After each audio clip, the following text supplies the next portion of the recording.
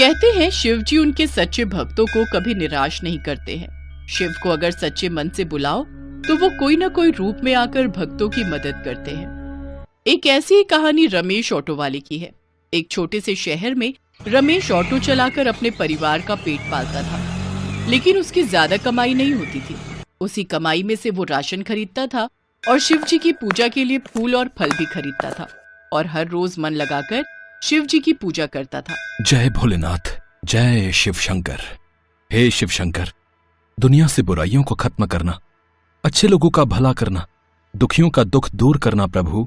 लेकिन रमेश खुद बहुत दुखी था। उसका परिवार भूख और बीमारी से मर रहा था। उसकी माँ जानकी बहुत दिनों से बीमार थी। वो बिस्तर से उठ नहीं पाती थी। रमेश को डॉक्टर ने कह दिया था, रमेश जी, आपकी माँ कभी बिस्तर से उठ नहीं पाएंगी। उनके दोनों पैर और कमर में जान नहीं है। रमेश चिंता में पड़ गया। उसकी माँ ने उससे कहा, बेटा, मैं तो आधी मर गई हूँ। ऐसे जीने से अच्छा तो मैं पूरी तरह मर जाऊं। ऐसा मत कहिए माँ, आप मेरी माँ हो। आपका ख्याल रखना मेरी जिम्मेदारी है। भोलेनाथ पर भरोसा रखो, वो सब कुछ ठीक कर देंगे। रमेश शिव जी का भक्त था। वो हर रोज 2 वक्त शिव जी की पूजा करता था। उसे भरोसा था कि शिव जी ही उसके परिवार की रक्षा करेंगे। हे शिव शंकर, मेरी माँ को ठीक कर दीजिए। माँ के बिना मेरा और कोई नहीं है। बेटा, तू पूरा दिन ऑटो चलाता है। अब तो मैं बीमार पड़ गई हूँ। तू शादी कर ले। बहू आएगी तो तेरी भी मदद हो जाएगी और मुझे भी संभाल लेगी। रमेश इस बात से सहमत हुआ। उसी गांव में एक गरीब औरत, उसका नाम रत्ना था और वो अनाथ थी। रत्ना शादी के लिए मान गई और दोनों की शादी हो गई। 1 साल के अंदर उनकी एक बेटी भी पैदा हो गई। उन्होंने बेटी का नाम राधा रखा। लेकिन पैदा होने के 6 महीने के बाद एक दिन अचानक से राधा अजीब सी हरकत करने लगी। वो ठीक से अपना मुंह नहीं खोल पा रही थी। उसके दोनों पैर टेढ़े मेढ़े से हो गए थे। रत्ना बहुत डर गई। ये देखिए ना, हमारी बेटी को ये क्या हो रहा है? पता नहीं रत्ना, राधा को डॉक्टर के पास ले जाना होगा। राधा को रमेश डॉक्टर के पास ले गया। डॉक्टर ने कहा, आपकी बेटी को वही बीमारी है जो आपकी माँ को है। ये बीमारी आपके वंश में है। लेकिन मेरी बेटी अभी बहुत छोटी है। क्या इस बीमारी को ठीक नहीं किया जा सकता? किया तो जा सकता है, लेकिन उसका एक ऑपरेशन करना पड़ेगा। उसके साथ साथ 3 महंगे इंजेक्शन भी लगेंगे। कितने महंगे डॉक्टर साहब? सब कुछ मिलाकर 10 लाख रुपए का खर्चा है। 10 लाख? ये सुनकर रमेश के होश उड़ गए। 10 लाख के बारे में सुनकर रत्ना ने भी आशा छोड़ दी। हम जैसे गरीबों के लिए इस दुनिया में और कुछ नहीं बचा है। 10 लाख तो हम पूरा जीवन काम करके भी नहीं कमा सकते। सब कुछ मेरी वजह से हो रहा है। मुझसे ही ये बीमारी पूरे वंश में फैल रही है। नहीं माँ, ऐसा मत बोलिए। भगवान शिव सब कुछ ठीक कर देंगे। भगवान शिव पर मुझे पूरा भरोसा है। मैं पैसे जमाने की पूरी कोशिश करूंगा। रमेश दिन रात ऑटो चलाने लगा, लेकिन इतना काम करके भी वो फूटी कौड़ी बैंक में जमा नहीं कर सकता। उसे अभी बहुत पैसे की जरूरत है। सिर्फ और सिर्फ पैसा ही सब कुछ ठीक कर सकता है और पैसों के लिए रमेश कुछ भी करने के लिए तैयार है। समय बीतने लगा और उसकी बेटी और ज्यादा बीमार होती गई। 1 साल बीत गया, लेकिन उसकी बेटी चलना तो दूर खड़ी भी नहीं हो पाई और एक दिन बाद बहुत ज्यादा बिगड़ गई। उसकी बेटी खून की उल्टियां करने लगी। ये क्या हो रहा है? बेटी, तू ऐसा क्यों कर रही है? रत्ना, इसे अस्पताल ले जाना होगा। चलो मेरे साथ। रत्ना अपनी बेटी को लेकर ऑटो में बैठ गई और रमेश ऑटो चलाकर अस्पताल चला गया। डॉक्टर ने राधा को चेकअप करने के बाद कहा, आज शाम तक आपकी बेटी को 1 इंजेक्शन लगाना पड़ेगा, नहीं तो आपकी बेटी जिंदा नहीं रह पाएगी। 1 इंजेक्शन की कीमत 2 लाख रुपए है। 2 लाख? आज शाम तक मैं 2 लाख कैसे लाऊं? लाना पड़ेगा, नहीं तो अपनी बेटी को खोना पड़ेगा।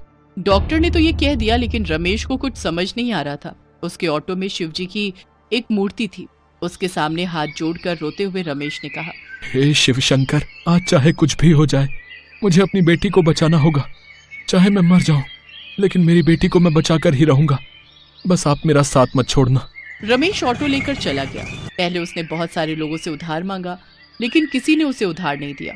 पूरे दिन में रमेश को एक भी पैसेंजर नहीं मिला। उसकी जेब में एक भी पैसा नहीं आया। वो अंदर से टूट पड़ा और रोने लगा। हे शिव शंकर, क्या मैं अपनी बेटी को नहीं बचा पाऊंगा? कैसा बाप हूं मैं, मुझे तो मर जाना चाहिए। रमेश अस्पताल लौट गया और देखा अस्पताल से उसकी बीवी और बेटी को बाहर निकाल दिया गया है। उसकी बीवी सिसक सिसक कर रो रही है और उसकी बेटी जमीन पर पड़ी हुई है। रत्ना, क्या हुआ हमारी बेटी को? रत्ना, वो मर गई। पैसा ना होने के कारण हमें ऐसे निकाल दिया गया। हे भगवान, मैं अपनी बेटी को बचा नहीं पाया। हे भगवान, मैं क्या करूं? काफी देर रोने धोने के बाद रमेश को याद आया कि अब उसकी बेटी का अंतिम संस्कार करना है, लेकिन उसकी जेब में उसके लिए भी पैसे नहीं है। उसने रत्ना से कहा, रत्ना, मेरे पास बेटी के अंतिम संस्कार के लिए भी पैसे नहीं है। मैं अभी पैसे लेकर आता हूँ। रमेश को बस एक पैसेंजर चाहिए था। रमेश इधर उधर ऑटो लेकर भटकने लगा और मन में शिव जी को बुलाने लगा। हे भगवान शिव, मैं अपनी बेटी को एक अच्छी जिंदगी नहीं दे पाया, लेकिन अच्छे से अंतिम संस्कार करना चाहता हूँ। बस एक पैसेंजर दिला दीजिए आज। तभी एक आदमी ने हाथ दिखाकर ऑटो रोका और ऑटो के अंदर बैठ गया। कहाँ जाना है साहब? बहुत दूर। चलोगे? चलूंगा साहब, मुझे पैसों की जरूरत है। तो फिर चलो, मैं रास्ता बताता रहूंगा। रमेश ऑटो लेकर आगे बढ़ने लगा। आधे घंटे तक इधर उधर भटकने के बाद रमेश ने पूछा, साहब कहाँ जाना है बता दीजिए, मुझे जल्दी है। मेरी बेटी का अंतिम संस्कार करना है। थोड़ा आगे तो चलो। आगे तुम्हें एक खेत मिलेगा, सुनसान खेत। वहाँ घुस जाओ। आप खेत में रहते हैं? मैं हर जगह रहता हूँ, तुम बस चलते रहो। कुछ देर जाने के बाद रमेश को खेत दिखा। रमेश ऑटो लेकर खेत में घुस गया। उसकी आंखों के सामने अंधेरा छा गया। रमेश बहुत डर गया, लेकिन कुछ देर चलने के बाद उसकी आंखों के सामने से अंधेरा हट गया और उसने देखा चारों तरफ सफेद बर्फ है, कहीं से बहुत अच्छी खुशबू। अरे ये मैं कहाँ आ गया? यही मेरा घर है वत्स, यही कैलाश है। कैलाश? रमेश ने चौंक कर पीछे देखा। उसके ऑटो के पीछे वाली सीट पर स्वयं शिव जी बैठे हुए थे। रमेश ने हाथ जोड़ दिया। भगवान शिव, आप? हाँ वत्स, मैं। तुम्हारी सच्ची भक्ति ने मुझे तुम्हारे पास बुला लिया और इसीलिए मैं तुम्हें रास्ता दिखाकर यहाँ बुला लाया। तुम्हारी भक्ति से मैं प्रसन्न हूँ वत्स। मैं तुम्हें सब कुछ लौटाना चाहता हूँ। ये बोलकर शिव जी अपनी शक्तियों से रमेश की बेटी को ले आए और रमेश की गोद में दे दिया। रमेश की बेटी राधा पूरी तरह से स्वस्थ हो गई थी। वो रमेश को देखकर हंस रही थी। वत्स, अब तुम लौट जाओ। तुम्हारी पत्नी और माँ तुम्हारे घर में प्रतीक्षा कर रहे हैं। धन्यवाद शिव जी। रमेश अपनी बेटी को लेकर लौट गया। उसने घर के सामने जाकर देखा। उसका घर पहले जैसा छोटा नहीं था। घर के अंदर भर भर कर सोने और पैसे हैं और उसकी माँ की बीमारी भी ठीक हो गई है। सब कुछ देखकर रमेश की आंखों से खुशी के आंसू गिरने लगे। जय भोलेनाथ, जय शिव शंकर। रमेश को सब कुछ मिल गया। उसने शिव जी का एक मंदिर बनाया और वहीं पर रहकर पूरा दिन पूजा पाठ करने लगा। भोलेनाथ की कृपा से वो खुशी से जीवन बिताने लगा। माधव सुबह सुबह अपनी रिक्शा को लेकर रेलवे स्टेशन पहुंचा, पर शाम तक कोई भी सवारी उसकी रिक्शा पर बैठने को तैयार नहीं थी। बड़ी मुश्किल से 2-3 सवारियां ही मिली थी। आज भी मुश्किल से 2-4 लोग ही मेरे रिक्शा पर बैठे हैं। पता नहीं मेरे दुख के दिन कब दूर होंगे देवी मैया। अरे माधव भैया, अब तुम्हारी रिक्शा पुरानी हो गई है। लोग नई रिक्शा को छोड़कर भला तुम्हारी पुरानी टूटी रिक्शा पर क्यों बैठेंगे? खुद ही सोचो। है? अच्छा चलता हूँ, सवारी को छोड़ना है। देवी मैया के भोग के लिए प्रसाद लेता जाता हूँ। गोमती शाम की आरती के लिए राह देख रही होगी। माधव जो कि एक गरीब रिक्शा वाला है। माधव का रिक्शा काफी पुराना हो गया है, इसलिए उसकी रिक्शा पर कोई भी सवारी बैठने को तैयार नहीं होती, और तैयार हो भी जाए तो कम पैसे मिलते हैं। माधव बहुत गरीब है और साथ ही साथ शादी के 10 सालों बाद भी उसे औलाद का सुख भी नहीं मिला। इसलिए माधव और गोमती बहुत दुखी रहते हैं। माधव इतने दुख होने के बाद भी माँ दुर्गा से अपना विश्वास कभी नहीं उठाता। वो रोजाना अपनी कमाई में से 10 रुपए बचाकर देवी माँ के भोग के लिए शाम की आरती का प्रसाद लेकर ही घर जाता है, और नियम के अनुसार गोमती और माधव दोनों मिलकर देवी माँ की आरती और पूजा करते हैं। जय अम्बे गौरी मैया, जय श्यामा गौरी, तुमको निस दिन ध्यावत हरि ब्रह्मा शिवरी। जय अम्बे गौरी। हे देवी मैया, मेरे जीवन के दुख दूर करो माँ। आप तो ममतामयी माँ हो मैया। हमारी झोली में खुशियाँ दे दो देवी माँ, हमारी झोली में खुशियाँ दे दो। माधव और गोमती के आंसू निकल आते हैं। ये देख नारद मुनि माँ दुर्गा से कहते हैं, नारायण नारायण, हे माँ, हे जगत जननी, आपका भक्त माधव और उसकी पत्नी आपकी भक्ति करके भी इतने दुखी क्यों है माँ? आपका ये भक्त जो भी कमाता है उसमें से रोजाना आपके नाम के प्रसाद के लिए नियम से अलग निकालता है। रोजाना आपका पूजन और आरती करता है, फिर भी इतनी पूजा के बाद भी इस भक्त के दुख दूर क्यों नहीं होते माँ? देवर्षि नारद, कई बार मनुष्य के पिछले कर्म उसके दुखों का कारण बनते हैं, पर माधव ने मुझे सच्चे हृदय से पुकारा है और मैं अपने भक्तों की पुकार अवश्य सुनती हूँ। आपके कहे अनुसार मैं अपने भक्त की सहायता अवश्य करूंगी, पर इसके लिए मुझे माधव की परीक्षा लेनी होगी। नारायण नारायण, आपकी महिमा अपार है जगदम्बे मैया। माधव रोजाना की भांति रेलवे स्टेशन पर सवारी की प्रतीक्षा कर रहा था। तभी, ओ भैया, जरा मुझे मेरे पते पर छोड़ दोगे? मेरा बटुआ कहीं गिर गया है और मेरे पास पैसे भी नहीं हैं।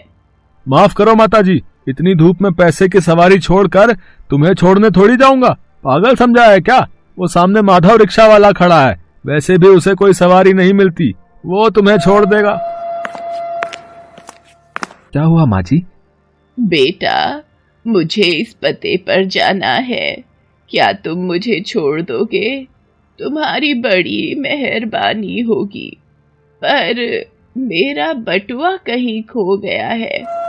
तुम्हें देने के लिए मेरे पास पैसे नहीं हैं। क्या तुम बिना पैसों के मेरे पते पर मुझे छोड़ दोगे? हाँ हाँ माताजी, पैसों की कोई बात नहीं, आप परेशान मत हो। आप मेरी रिक्शा पर बैठ जाओ, मैं आपको इस पते पर छोड़ दूंगा। वैसे भी मुझे अभी कोई सवारी तो मिल नहीं रही है, मैं खाली ही खड़ा हूँ, इसी बहाने आपको ही छोड़ देता हूँ।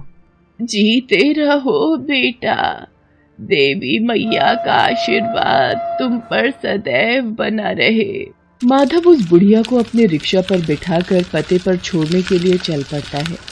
रास्ते भर गर्मी और धूप में माधव को पसीने भी आ रहे थे और धूप भी बहुत तेज थी। बेटा, बस रिक्शा को यहीं मंदिर के पास रोक दो। ठीक है माँ जी। बेटा, तुम बहुत अच्छे हो। इतनी गर्मी और धूप में तुमने मुझे यहाँ तक छोड़ने के लिए हामी भर दी, और वो भी बिना पैसों के। और देखते ही देखते वो बुढ़िया देवी माँ के रूप में आ जाती है। माधव, तुम मेरे सच्चे भक्त हो, तुम मेरी परीक्षा में सफल हुए हो। देवी माँ, आप जय हो मैया, जय हो, जय माता दी। माधव, मैं तुम्हारी परीक्षा लेने आई थी। जो व्यक्ति जरूरतमंदों और दुखियों की निस्वार्थ सेवा और मदद करता है, उसके सारे दुख दूर करना मेरा कर्तव्य बन जाता है। आज से तुम्हारे जीवन के सारे दुख दूर हो जाएंगे। ऐसे ही सबकी सहायता और अच्छे कर्म करते रहना। मैं तुम्हें संतान, धन, वैभव और सुख शांति का आशीर्वाद देती हूँ। मेरा आशीर्वाद सदैव तुम्हारे ऊपर बना रहेगा। और उस दिन देवी मैया के आशीर्वाद से माधव और गोमती की झोली खुशियों से भर जाती है।